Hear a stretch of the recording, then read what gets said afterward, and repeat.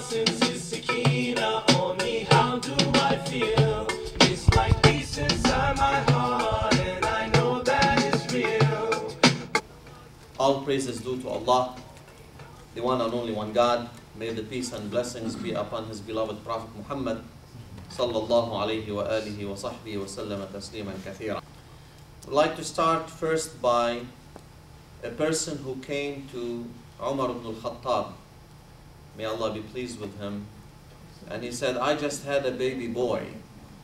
If you can tell me what do I owe him of his rights? He said, you are too late. He said, he was born today. He said, you should have came to ask me how to choose his mother. That's when the rights of your children start. Talking about the Islamic perspective of how to stop domestic violence goes really from the core understanding of Islam. Islam tells us that our presence on earth is to worship God. In Surah Al-Dhariyat, Allah subhanahu wa ta'ala says, وَمَا خَلَقْتُ الْجِنَّ وَالْإِنسَ إِلَّا لِيَعْبُدُونَ, that I have not created jinn or ins but to worship Him. So I don't know where could someone see worshiping God through beating up people. I can't make the connection. It just goes against what Islam is all about. I read many verses, Allah speaking about the aggression, the dhulm, how hatred is it to Allah, from the type of aggression that was on the level of Pharaoh, or the dhulm where the Prophet ﷺ said, do you know who is the bankrupt? They said, the one who has no money, O Prophet of Allah. He said, the bankrupt from our nation or from our ummah is the one who comes at the day of judgment with salah and siyam and zakah and hajj. He has done all that. But he would come where he had hit people or said foul people or hurt people in their words. فَتُؤْخَذُ مِنْ حَسَنَاتِهِ. So people will stand up at the day of judgment and will start asking to be tried fairly. So when people come and ask for their right to be paid back to them, his rewards will be taken out from him, his own good deeds, and would be given to those people whom he mistreated, until there is no more hasanat left for him. And then they will say, there is no more hasanat left for them, for this person. Allah will say, take from the sayyi'at, the bad deeds of that person, and put it on him, and then he will be sent into hellfire for that. I see it in the holy hadith, al-hadith al-Qudusi, where Allah subhanahu wa ta'ala said, Ya ibadi inni haramtu dhulma ala nafsi. O my servants, I have declared that aggression is haram on myself. وَجَعَلْتُهُ بَيْنَكُمْ مُحَرَّمًا, and I have declared it that it is haram among you. فَلَا تَظَالَمُوا, let no one be in a status of aggression toward another person. I see it in the hadith of the Prophet ﷺ said, Al-Muslimu akhul Muslim, a Muslim is the brother of a Muslim. لا يظلمه, he will not mistreat him. ولا يحقره, he will not humiliate him. If I'm supposed to do that with someone that I don't know, a stranger who happens to be a Muslim in the street, what about my own family?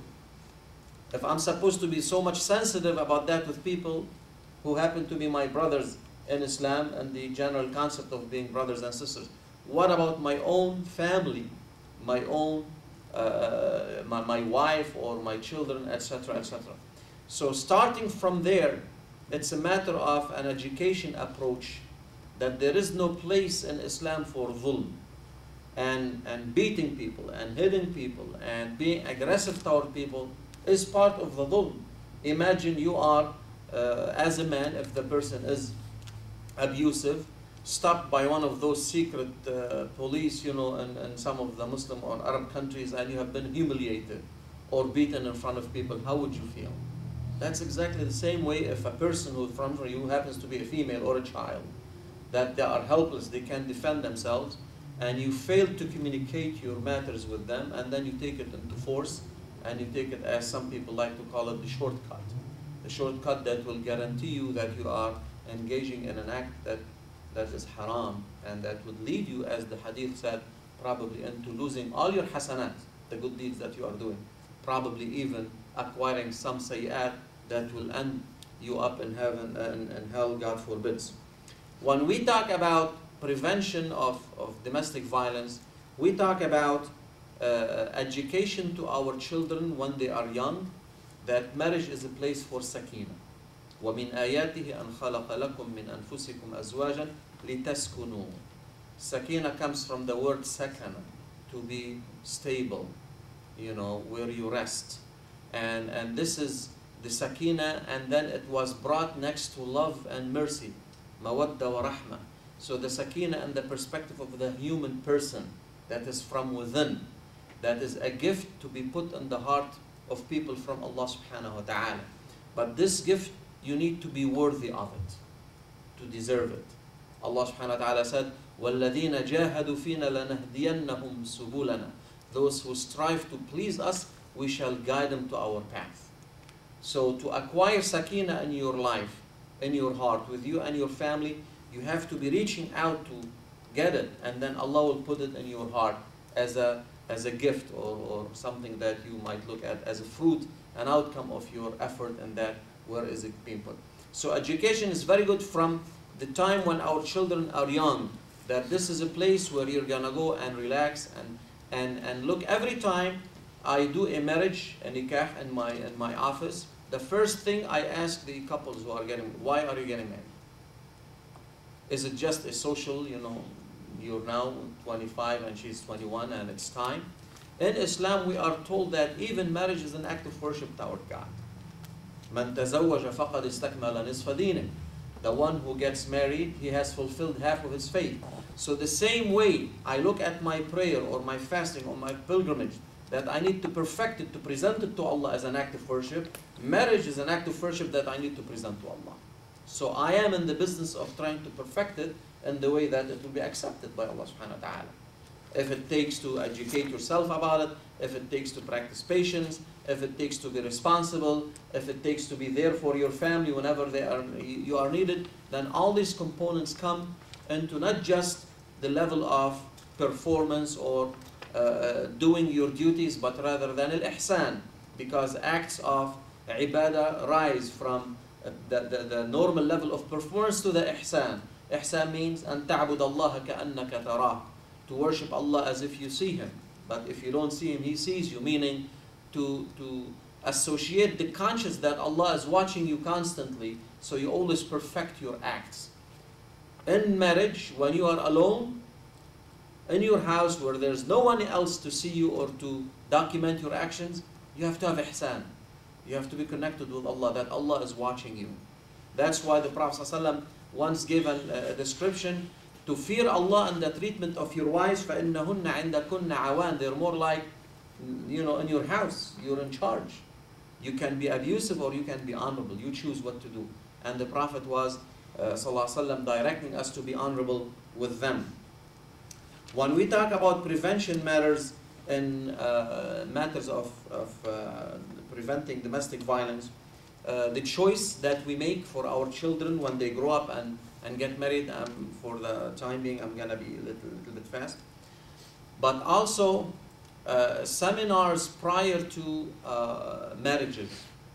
I was told that Malaysia has a 2-week program for anyone who wants to get married, that they have to go 5 days a week and finish these 2 weeks program. It's presented by religious leaders, by professionals, and all that. It covers all the area of marriage. What is it all about? To live with someone. 20-some years I'm living in my own family, my own way, and then here comes another person with their own different ways. How can we communicate? How can we cope? How can we respect? And it was said that Malaysia has the least number of divorces as far as I know. Unfortunately, we have tried that, and Imam Majid, who was interviewed here in the video, came once and presented a 2-day seminar at our masjid. And he said, we should do this in our masjid. We said, Imam, practically this is sometimes tough. We have people coming from other states, they have 1 day. They just want to get the nikah done and go back, or people don't have time. But we can go and educate people about the importance. So they can come even after the nikah, prior to the marriage, and sometimes many people do the nikah and delay the marriage 1 month or 2 months, whatever. In that period, let us say, okay, can you come in between one-on-one, I can make a designated day with all the couples coming at one-day seminar, or I can do it one person at a time and educate them not just about it's haram to beat or to hit or something like that, but how to enjoy life as a husband and wife. I mean, this is meant to bring mawadda and rahmah and sakinah. And if people are not enjoying that, then we should feel responsible that marriage is meant for these people to enjoy these things. And these are quality type of relationships. Many references in that perspective about education in the Quran and the Sunnah. The Prophet, Allah subhanahu wa ta'ala said, وَعَاشِرُهُنَّ بِالْمَعْرُوفِ. Treat them bil-ma'ruf. The term ma'ruf is so beautiful in the Quran. What is known to be honorable, what is known to be acceptable. The term ma'ruf, we are the ummah of al-amr bil-ma'ruf. We are the ummah, sarrihunna bi-ma'ruf, ashirunna bi-ma'ruf. The term has been used in many different ways in relation to what, and the concept of value, if it was moral or ethical, or if it what was acceptable in the tradition of the people as to be honorable and acceptable too. The Prophet, for example, ﷺ said, أَكْمَلُ الْمُؤْمِنِينَ إِيمَانًا أَحْسَنُهُمْ أَخْلَاقًا وَأَلْطَفُهُمْ بِأَهْلِهِ. The most perfect people of faith are those who are honorable in their manners, and وَأَلْطَفُهُمْ بِأَهْلِهِ. Al-lutf is to be very cautious and recognizable of the needs of the person next to you. I mean, al-lutf. That's why Allah al-Latif, He is aware of our needs, so He treats us in relation to what we need. He knows our vulnerabilities. So to be latif with your family is to be aware. So if I have an issue that my wife or my husband, and sometimes domestic violence goes both ways, to be fair with the brothers, you have to be aware of what are the backgrounds of your wife or your husband, what type of issues they were raised in, and then to be aware and then try to deal with that. Not just demand what you have inherited as ABC of marriage, and then if you don't see that, you're gonna be going, outrageous and aggressive, and in that perspective. The Prophet ﷺ taught us another thing. لا يفرق مؤمن المؤمن. Let no one hate his wife. إن كره منها خلقا. If he hates something about her manners, أحب منها خلقا آخر. He will love something else. No one is perfect. I mean, you might not like the way that your wife is, can't control her hand in spending, and that's creating a lot of problems in the family. But she might be a good mother. She might be a very good, patient person with you in the house. Or someone else could be, and she could be triggered very fast, and she can get angry and raise her voice. But she could be a very good person who raises the kids, being responsible next to you, help you in the house. The same thing, if the wife doesn't like something about her husband, he might be a good father, he might be a good... we need to be looking in the general aspect of what is the best in general, and make, be fair. Allah made these, standards. He said, فَمَنْ يَعْمَلْ مِثْقَالَ ذَرَّةٍ خَيْرًا يَرَى وَمَنْ يَعْمَلْ مِثْقَالَ ذَرَّةٍ شَرًّا يَرَى. Allah will weigh things at the day of judgment in the very smallest particles or whatever. And upon that, it will decide if you're going to go to heaven or hell. No one is complete, that's what we know for sure. I will finish, to be prompt in time, with the most known issue about, that Islam allowed people to hit and to beat. And I'm here quoting from the verse in Surah An-Nisa, verse 34, الرجال قوامون على النساء بما فضل الله بعضهم على بعض وبما أنفقوا من أموالهم فالصالحات قانتات حافظات للغيب بما حفظ الله واللاتي تخافون نشوزهن فعظوهن واهجروهن في المضاجع واضربوهن فإن أطعنكم فلا تبغوا عليهن سبيلا إن الله كان عليا كبيرا. The translation goes as, men are the protectors and maintainers of women because Allah has given the one of more strength than the other, and because they support them from their means. Therefore the righteous women are devoutly obedient and guard in the husband's absence what Allah would have them them to guard. As to those women on whose part you fear disloyalty and ill conduct, admonish them first, next refuse to share their beds, and last beat them, and then between parentheses lightly. But if they return to obedience, seek not against them means of annoyance, for Allah is most high and great above all. People of who mean harm of Islam, and people who are ignorant about Islam, happens to be Muslims, they come and take the literal meaning from this text, and they say, okay, it says, beat them. And it doesn't even say in the translation lightly, it's the interpretation. We say this is the understanding. Who is the number one translator and interpreter of the Quran? Prophet Muhammad sallallahu alaihi wasallam. And I have 23 even before Islam. From the time he was born sallallahu alaihi wasallam till the time he died and he met his Lord, it was never recorded any case of abuse on his behalf. His own wife Aisha, we have a hadith that says, ما رفع رسول الله صلى الله عليه وسلم يده قط. The Prophet صلى الله عليه وسلم never raised his hand ever, إلا أن يكون مجاهدا في سبيل الله. Unless he was in a battle, he was raised his hand. And then another hadith, he never hit any maid or servant ever, or child.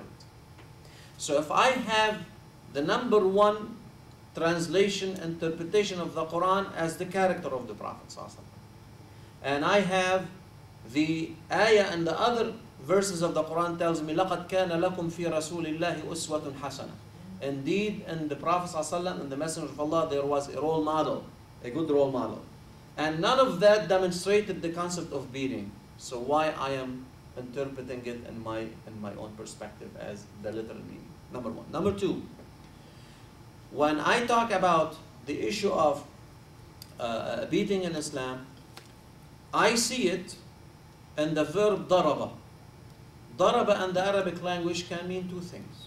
The literal meaning of beating, and it means to keep distance between you and someone. For example, in Surah Al-Muzammil, at the last verse of Surah Al-Muzammil, عَلِمَ اللَّهُ أَنَّ سَتَضْرِبُونَ فِي الْأَرْضِ, that you will travel and travel far distances. And he used the term ضَرَبَ, تَضْرِبُونَ فِي الْأَرْضِ. Do I go and hit the floor like that? No. تَضْرِبُون means to travel. So if I look at the verse, and I have that you talk to them first, and then you don't share the bed with them as a second, it fits perfectly that you keep distance more further between you and them, not to beat them literally. And if I look at the example of the Prophet himself sallallahu alaihi wasallam, when he had issues with his wife, what did he say? Go back to your family houses. And then the verse came in Surah Al-Tahrim and in Surah Al-Talaq, if you wish to be with the Prophet or not, Allah gave him the choice, do they want to stay with the Prophet or not. So the practice himself, when he had problems with his own wife, like everyone have issues, he told them, go back and stay with your families. So he practiced, as the way I understand it, that the term فَضْرِبُهُنْ as keep distance between you and them. And even with the interpretation, and I will finish with this, for the beating, all the scholars agree that it is meant to be a symbolic reference of being annoyed or disagreeing on her manners and the way she behaves with you. And the only thing you can use, although I'm not in support of that, I am in support of what I stated, my understanding means daraba, to keep distance, but also in reference to those people who are saying using the beating, it was conditioned by being more of a symbolic reference by using a toothbrush, a siwak. So if someone is angry at his wife, you're supposed to, if you wanna do like get a siwak, a toothbrush, and show some sort of like disagreement with her. And I would finish with a quote, 3 quotes actually. The first one from Imam al-Bukhari in his Sahih. And he said, if you study Imam al-Bukhari, his Sahih, the topics and the way he sorts the index is fiqh by itself. You study the fiqh from the topics. He said, بَابُ مَا يُكْرَهْ فِي ضَرْبِ النِّسَاءِ. What is not preferred. So he already declared it as something what? Not preferred in Islam. Then, Imam Ata, he was one of the Imam al-Haram. He was one of the Tabi'een, one of the greatest scholars in our history.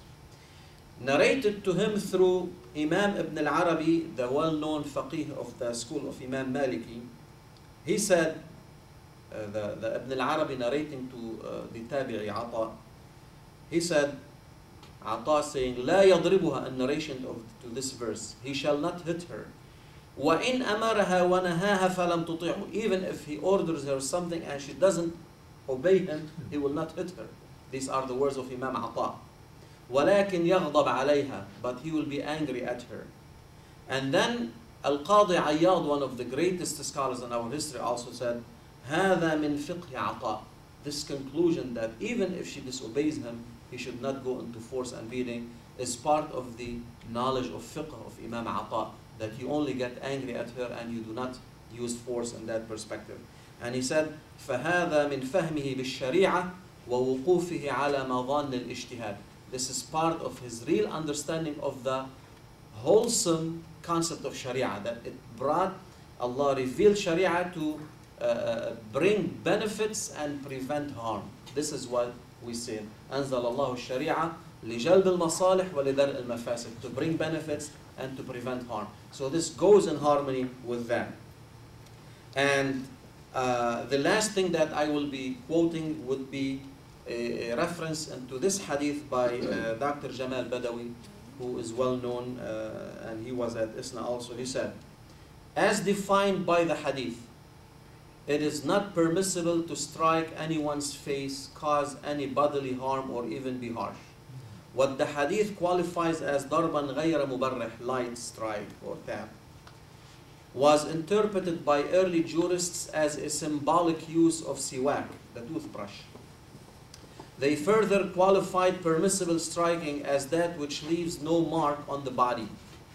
It is interesting that this latter, 14 centuries old qualifier, is the criterion used in contemporary American law to separate a light and harmless tap from abuse in the legal sense.